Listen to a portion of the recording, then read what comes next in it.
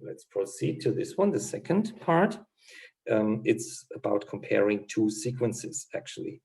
And so now we have an A sequence and a B sequence, which are both, as it seems, or as you see, exponential sequences.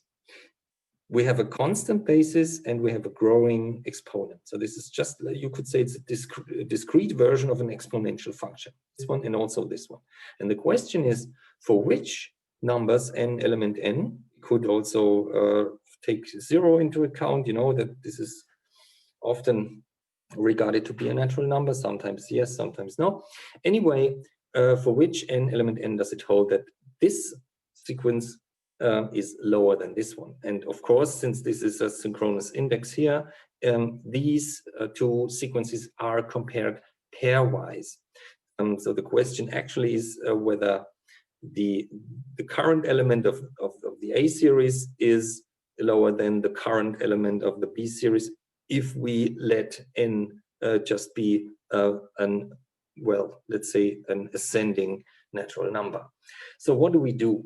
First of all, expressions like 2 to the n, which are generally speaking contained in both sequences here, are strictly monotonously ascending. That's no question.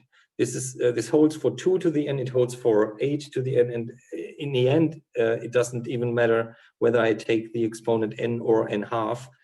All of these are strictly monotonously ascending. The only exception is if the basis would be lower than 1, then you would have to be careful, because then it would be strictly monotonously descending, actually. So, but anyway, the approach is I put an to be lower than bn as, like, you could say, a proposition.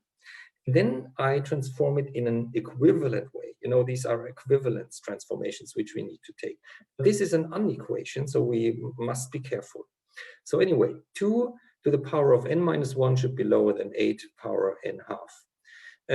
Again, I recommend to put these expressions to a common basis, which is also by reducing this to its prime factors in the end, and we all know that 8 is 2 to the power of 3, 2 cubed. Okay, so this in parentheses and then potentiated by n half.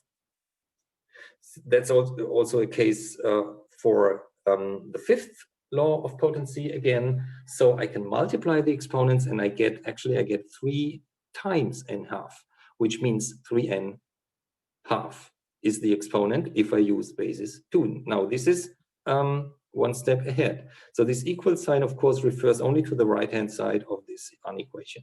Now we have 2 power n minus 1 should be lower than, this is still valid, lower than 2 power 3n half. And now, since this exponentiation is strictly monotonously ascending, I may just leave away the basis and just compare the exponents.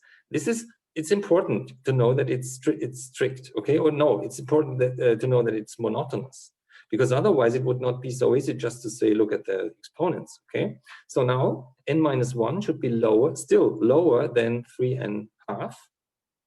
And that's easy. That's a linear unequation, you could say. So just a little bit simplifying equivalence transformation. What do I do? Of course, I multiply it with a factor of 2. That's easy, and I can do it with an unequation without changing the sign. So I get 2 times this expression, which is 2n minus 2, lower than twice this one, lower than 3n in the end. I subtract 2n. Also, this operation does not mean to change the comparison sign. So it disappears here, and it stays minus 2. On the other side, 3n minus 2n equals n. And then I can change sides and say that n must be greater than negative 2. And finally, we find out that since n should be element n, so this is even more. So this is a result, which means that the proposition is fulfilled for all natural numbers. Okay, because of course, if n is greater or equal than 0, at least from the beginning, it's also greater than negative 2. Of course, this expression is also defined outside of the range of natural numbers, so that's why we get this strange result. But anyway, the conclusion is that for all n, element n, the A series has a lower value than the A sequence, sorry, has a lower value than the B sequence.